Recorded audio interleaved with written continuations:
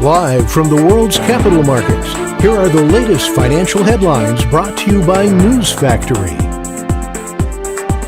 Hello and welcome to Wednesday's financial news. Stay with us for more market headlines. The dollar-yen pair made a minor upwards correction in the last session, gaining 0.2%. The Williams indicator indicates an overbought market.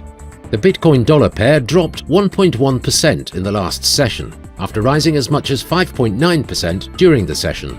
The stochastic indicator is giving a positive signal, going against our overall technical analysis. The gold-dollar pair made a minor upwards correction in the last session, gaining 0.1%. The Williams indicator indicates an oversold market. The oil-dollar pair exploded 1.6% in the last session. According to the Williams indicator, we are in an oversold market. Coming up, the choices from our chief analyst for today.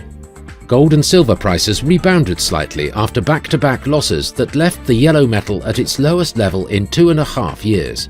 When the Federal Reserve chose to go ahead for the third consecutive interest rate hike to contain inflation running at a decade high, stocks and bonds markets around the world got nervous. The Fed's move, followed by Russian President Vladimir Putin's announcement regarding escalation in the war with Ukraine, pushed an already soaring US dollar to a 20-year high.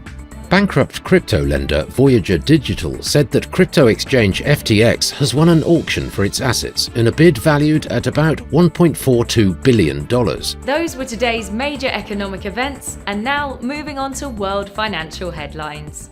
The Irish retail sales will be released at 1000 hours GMT, Japan's coincident index at 0500 hours GMT, Japan's leading economic index at 0500 hours GMT.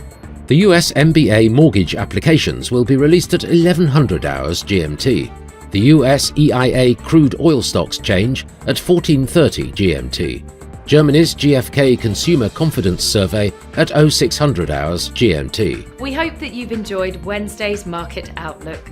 On behalf of all of us here, we wish you a productive trading day. Be sure to join us tomorrow morning for the latest news and events from the financial markets.